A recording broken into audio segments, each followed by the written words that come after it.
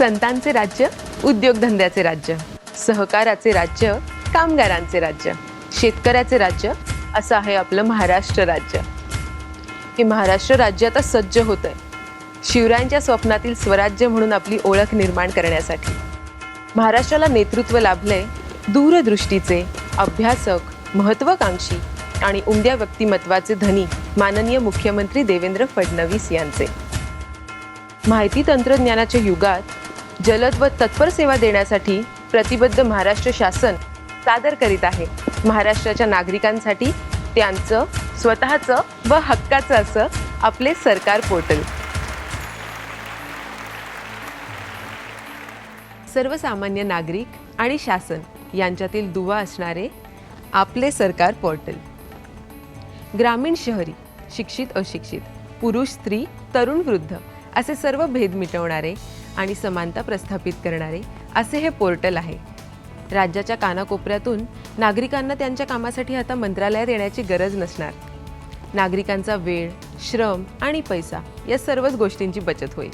तुम्ही दैनंदिन जीवन जगत असताना अनेक समस्यांना सामोरे जात असता. अशा समस्यांना मांडण्यासाठी तुम्हाला मिळतंय एक व्यासपीठ, तक्रार निवारण. माहितीच्या अधिकारात क्रांतिकारक असा बदल 1 जानेवारी 2015 पासूनच झालाय. हा बदल आहे ऑनलाईन माहितीचा अधिकार वापरण्याचा.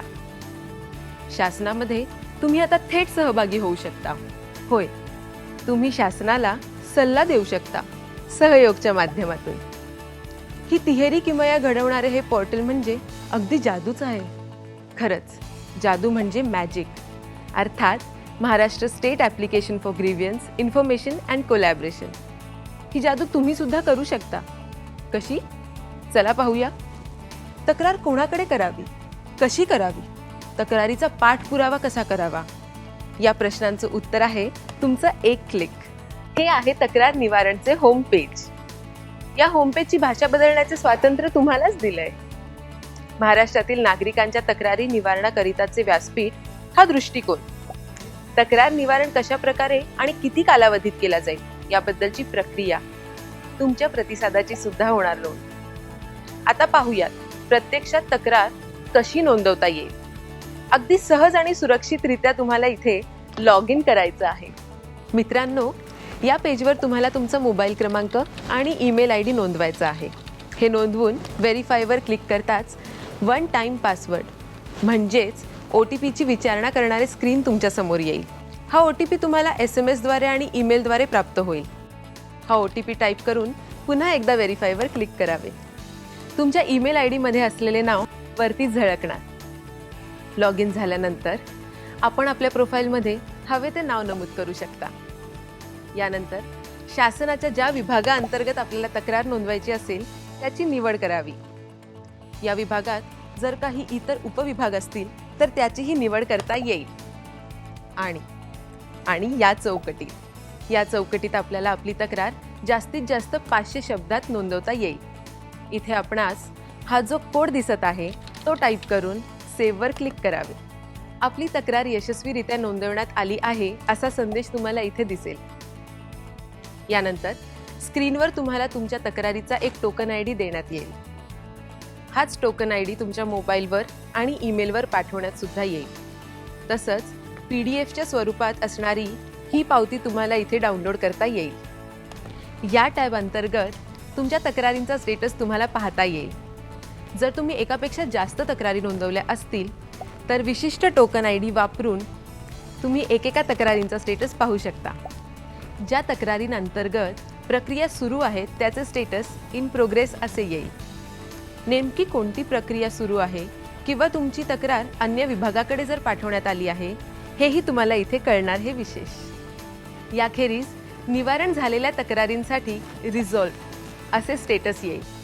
ही चौकट खूप महत्त्वाची आहे मित्रांनो, कारण इथे संबंधित विभागाकडून तुमच्यासाठी संदेश दिलेला तर असणारच, पण त्याबरोबरच तुम्ही तक्रार निवारणाच्या प्रक्रियेनंतर संतुष्ट आहात की नाही हेही तुम्हाला नोंदवता येईल. हे आहे कॉन्टॅक्ट अस. या टॅब अंतर्गत तुम्हाला जर पोर्टलच्या हाताळणीबद्दल काहीही अडचण असेल तर संपर्कासाठी साधनं नमूद केलेली आढळतील.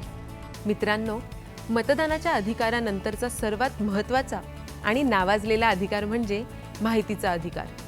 पाहूया तुम्ही त्याचा वापर कसा करू शकता ते. माहितीचा अधिकार ऑनलाईन उपलब्ध होणे हे सर्वसामान्यांसाठी पर्वणीच होय.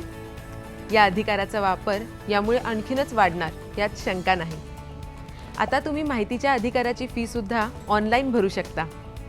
माहितीच्या अधिकाराचा अर्ज भरताना दिलेल्या सूचना मात्र काळजीपूर्वक वाचाव्या. या पोर्टलवरून माहितीचा अधिकाराचा अर्ज भरताना केंद्र सरकार किंवा इतर राज्य सरकार यांच्या विभागांबाबत अर्ज भरू नये, अन्यथा तुमची फी पण जप्त होईल आणि अर्ज पण फेटाळला जाईल. याची कृपया नोंद घ्यावी. हा आहे ऑनलाईन माहितीचा अधिकार अर्ज. कोणत्या सार्वजनिक प्राधिकरणाबद्दल माहिती हवी आहे हे सर्वात वरती नमूद केले जाईल. यानंतर अर्जदाराची विस्तृत वैयक्तिक माहिती भरणे अनिवार्य आहे.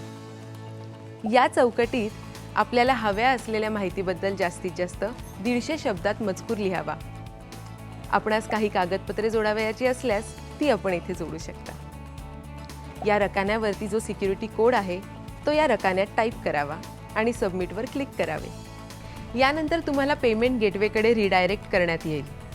येथे तुम्हाला पेमेंटसाठीचे पर्याय उदाहरणार्थ net banking, credit card, debit card उपलब्ध करून देण्यात येतील.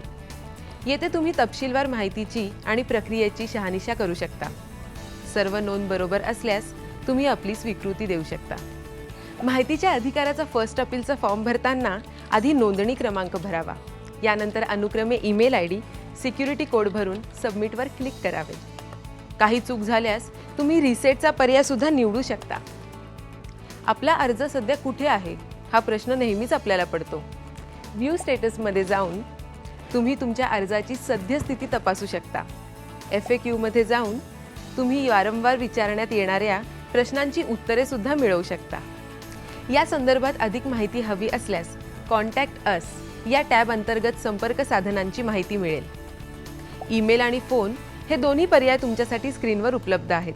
परस्पर सहयोगाने विकासाची नवीन क्षितिजे गाठता येतात. सहयोग या संकल्पनेचा समावेश करून शासनाने एक पाऊल पुढे टाकलेच आहे. आता तुम्हीही प्रत्यक्ष सहभागी होऊन सहयोग करा. दस्तूर खुद्द माननीय मुख्यमंत्री देवेंद्र फडणवीस या पेजवर आपल्या स्वागतासाठी आणि सहकार्यासाठी उत्सुक आहेत. थेट शासनाबरोबर संवाद साधून त्यांना सल्ला देऊन तुम्ही बदल घडवून आणू शकता. महाराष्ट्रातील पर्यटन, महाराष्ट्रातील सुरक्षितता, महाराष्ट्राचे डिजिटलायझेशन, स्वच्छ महाराष्ट्र आणि महाराष्ट्रातील मुलींचे शिक्षण व सबलीकरण या आणि अशा इतर विषयांवर जरूर तुमचा सल्ला नोंदवा. विशेष म्हणजे परिवर्तन घडवण्याची क्षमता असलेल्या सल्ल्यांची स्वतः मुख्यमंत्री दखल घेऊन संबंधितांबरोबर चर्चा करणार आहेत. या चौकटीत आपले मत नमूद करावे. तुमचा ईमेल ID, मोबाईल क्रमांक, शहर किंवा जिल्हा इथे नमूद करावा. उपरोक्त सिक्युरिटी कोड इथे भरावा. सरतेशेवटी बटन दाबावे. चला तर मग नवीन महाराष्ट्र घडवूयात. काळाबरोबर चालून, हातात हात घालून, नवीन तंत्र आत्मसात करून, प्रगतीचे उंच शिखर गाठून चला नवीन महाराष्ट्र घडवूयात. शिवरायांच्या स्वराज्यातला महाराष्ट्र, मुख्यमंत्र्यांच्या स्वप्नातला महाराष्ट्र, तुमच्या आजच्या हृदयातला महाराष्ट्र. चला नवीन महाराष्ट्र घडवूयात.